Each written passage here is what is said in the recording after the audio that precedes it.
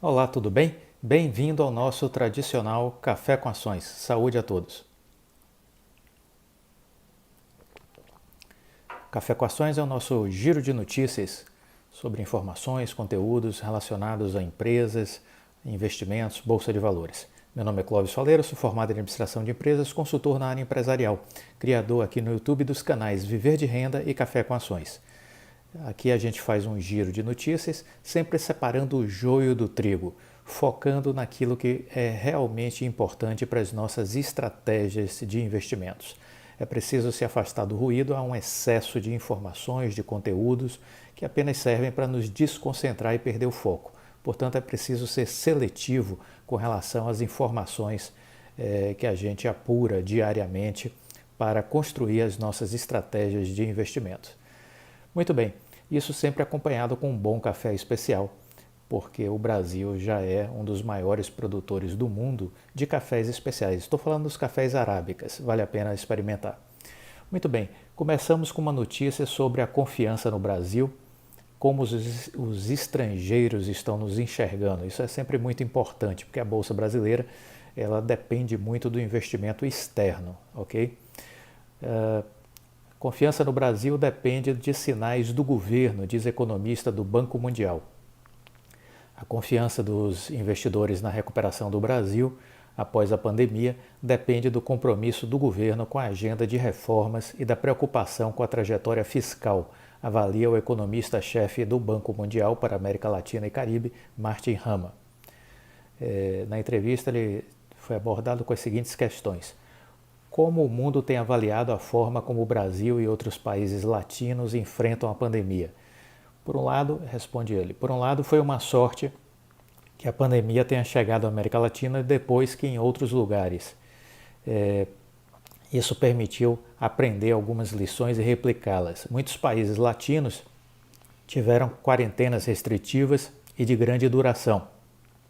E também puderam colocar em marcha planos para que a população ficasse em casa.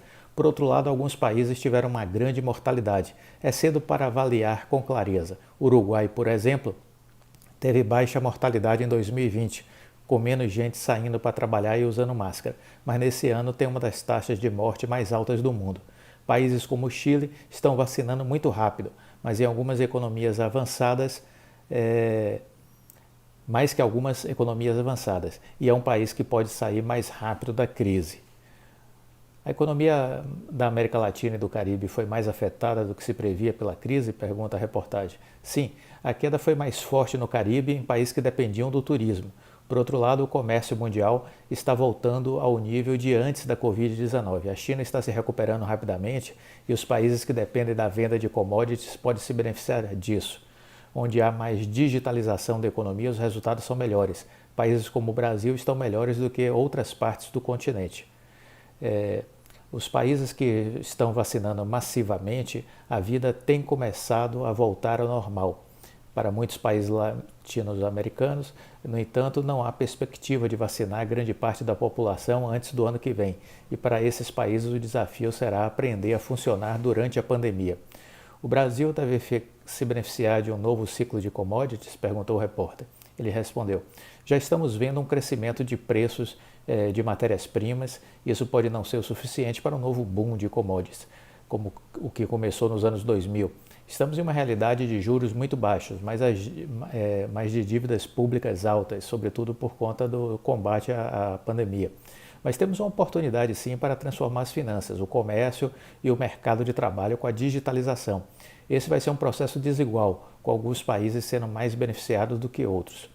Quase todos os países da região têm neste momento dívidas em níveis elevados. Se por um lado há demandas sociais importantes, por outro estamos perto de ultrapassar limites perigosos. É crucial garantir a consolidação fiscal. Nós corremos o primeiro ano de Covid como se fosse uma prova de 100 metros. E agora está claro que é algo maior, uma maratona. Como pensar na consolidação, aumentar a eficiência dos gastos públicos e a arrecadação, seja por aumento de impostos ou por aumento na formalização. São questões importantes a serem colocadas agora. Então, aqui ele traz um pouco dessas preocupações com as reformas, né? E aí o jornalista perguntou, os investidores estrangeiros têm interesse no Brasil Ele respondeu: há boas razões para que eles tenham interesse. Uma das transformações da pandemia é que é um apetite para atrair cadeias de valor para outras regiões e reduzir a dependência com a Ásia. E há países latinos que poderiam se beneficiar disso, como o México, pelos acordos que já possui com os Estados Unidos e Canadá. Provavelmente, se os países da região tivessem acordos de integração profundos, como o que se tornou entre o Mercosul e a União, como o que se tentou entre o Mercosul e a União Europeia, isso seria mais fácil. Hoje há uma acomodação, porque o risco país na região não é muito diferente de antes da pandemia. Os países podem emitir dívida e não há sustos nas bolsas. Mas se as coisas ficarem mais difíceis em nível global, o mercado vai começar a separar os países que inspiram confiança dos que não dá para confiar. Os responsáveis pela política econômica precisam, portanto, pensar em como manter essa confiança, sobretudo se houver uma alta das taxas de juros mundialmente. No caso do Brasil, nesse momento, os mercados, os investidores estão tranquilos. A queda do PIB no ano passado, em grande parte pelo enorme estímulo fiscal, não foi tão grave. Acredito que muito da confiança no Brasil vai depender dos sinais que o governo der de agora em diante. Todo mundo reconhece que a dívida brasileira está alta, mas esses também são tempos fora do comum. Vai depender muito da clareza sobre as reformas e da trajetória de consolidação fiscal que o Brasil terá no futuro. Então temos aí algumas questões relacionadas ao país que a gente precisa estar atento. O investidor estrangeiro é importante para o Brasil, fiquemos atentos com relação a essa dinâmica de reformas, de controle fiscal, teto dos gastos públicos, tudo isso são sinais importantes para que, de alguma maneira, o investidor estrangeiro sinta-se motivado a investir no nosso país. Uma outra informação que eu queria compartilhar com vocês, saiu esse final de semana, né? A Algar, ela entende que a rede neutra da Infraco também é atrativa, né? Foi um depoimento do presidente da Algar. Ele respondeu o seguinte numa entrevista para o canal Teletime: no limite não deverá existir tantas empresas com rede neutra. Até o presente momento eu tenho visto anúncios, estudos, mas parece que a da Oi é realmente o ponto. A operadora recentemente aceitou a proposta vinculante do BTG para ter direito de cobrir outras ofertas no processo de concorrência por parte da Infraco.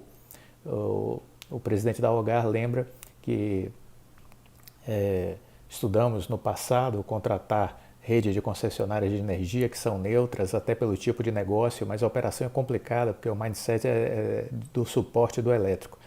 Ele tem defendido que nem todas as redes anunciadas são de fato neutras, a exemplo, por exemplo, da FiberCo da TIM, que a própria companhia afirma se tratar de um negócio de rede aberta. No caso da Oi com a Infraco, o presidente da Algar entende que sim, haverá essa neutralidade. As empresas que venham a utilizar devem entender que, independente do tamanho, possam ter preço justo e condições de qualidade compatíveis. É importante que seja neutra, inclusive na questão de governança, com conselhos e administração independentes, e que realmente sejam condições equânimes, mesmo que haja condições contratuais na parte de serviços da Oi. Em geral, a oportunidade de a companhia expandir em lugares onde não era considerado atrativo pelo modelo atual, levando a própria rede, construindo infraestrutura no local. Se tiver essa alternativa, é importante comparar os gastos e os custos. Ela sendo neutra facilita as questões, como será que a empresa não vai concorrer pelo mesmo cliente? Ou será que a qualidade é boa? Essas coisas tem que esperar para você ver. Hoje a firma está operando com a rede neutra, incluindo em contratos estabelecidos.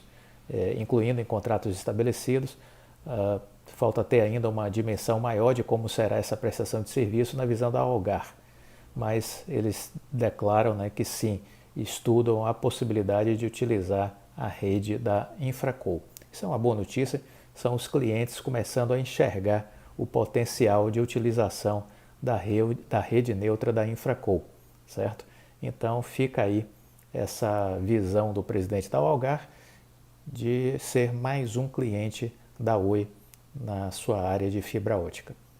Bom, esse foi o nosso café de hoje, espero que vocês tenham gostado. Se gostaram, deixe o like, compartilhe com os amigos, ajude o canal aqui a crescer cada vez mais e a gente vai estar sempre dando uma cobertura, uma ênfase nas notícias e informações, conteúdos mais relevantes para que a gente possa se afastar do excesso de ruído, de informações que estão nas redes sociais, nas mídias em geral, e assim ser mais seletivo, separar o joio do trigo e focar naquilo que realmente possa fazer diferença para as nossas escolhas enquanto investidores. Fiquem com Deus e até a próxima.